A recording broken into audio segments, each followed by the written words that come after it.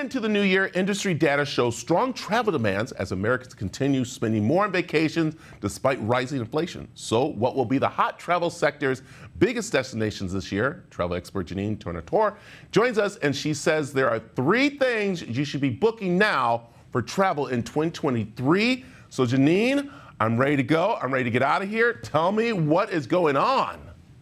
Yeah, well, look, global tourism is expected to rise by 30% this year. So really high demand for a lot of destinations. That means you need to book early. And I have 3 categories that I want to touch on today that are really key to look at this early in the year, January through mid-February. You want to get them on the books and get them booked. So let's start with this first category, which is outdoor travel. You know, at the onset of the pandemic a couple of years ago, we saw this really huge demand for these outdoor destinations. And frankly, this type of adventure travel has not slowed down. So fast forward to summer, if you're thinking you want to take the family to one of the great national parks, Yosemite, Yellowstone, Grand Teton, these big destinations, here's what's key to know is the National Park Service, their reservation system for all the great lodges and campsites in these national parks, it goes online in January. And by the end of February, availability is really slim, if not completely gone for some of the popular weeks during summer. So this is one of those categories. If you think you want to go to those popular destinations, you actually need to book now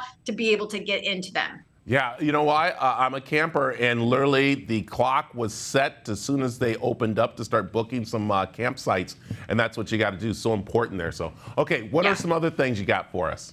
Right. Category number 2 is cruising. We talked from that brand new Carnival celebration just before the holidays. So look, there's a lot of new ships, a lot of new routes debuting, all these new experiences is really driving demand for cruising. It's going to be the year of the cruise.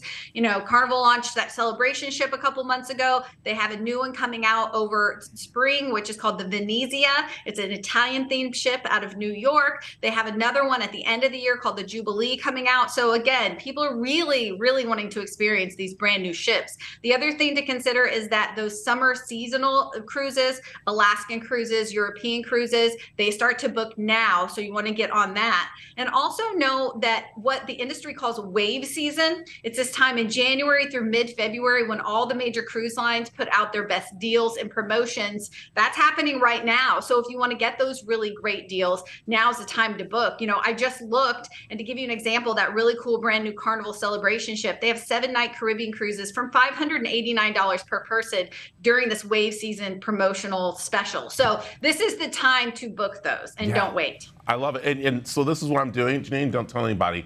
Well, I might as well. But I'm putting it on my birthday list, and everybody can start giving now for the cruise I want to take and get all my amenities on there. Is that smart of me? That's a really, really great idea. I mean, gifting travel is a big trend right now, so I think you're spot on. Now, let's touch on this last category, which I think you're going to love as well, international travel.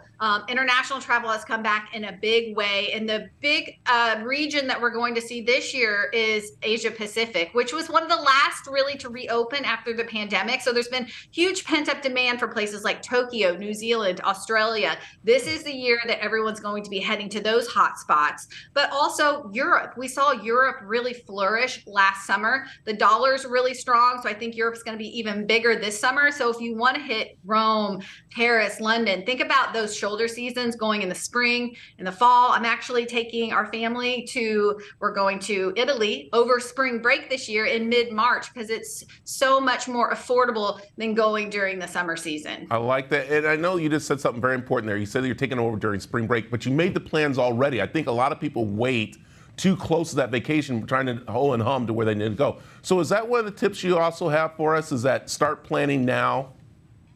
Yeah, well, here's one of the big ones that plays really well into that. It's you book those airline tickets now, but know that you can actually rebook them later. So one of the rare upsides that came out of the last 2 years was that most of the major airlines eliminated their change and cancellation fees. So it's really key, like you said, to book those airfares, especially for those big vacations now. But if you go and set those Google flight alerts and they tell you that the flight price has gone down, you can go and you can cancel that with no fees. If there's a difference in the, what you paid, you can save those those credits for your future trip and go ahead and get that cheaper flight for something you already booked. So that's one way to save. I would also say choose your experience over your destination this year. So you want to go on a beach vacation. There's over 200,000 miles of coastline in the world. So think about what you want to experience and maybe look to somewhere different where not everyone else is going this year. I love it. I love it. There it is right there. So I'm ready to travel. I love these tips. Where can we find out more information?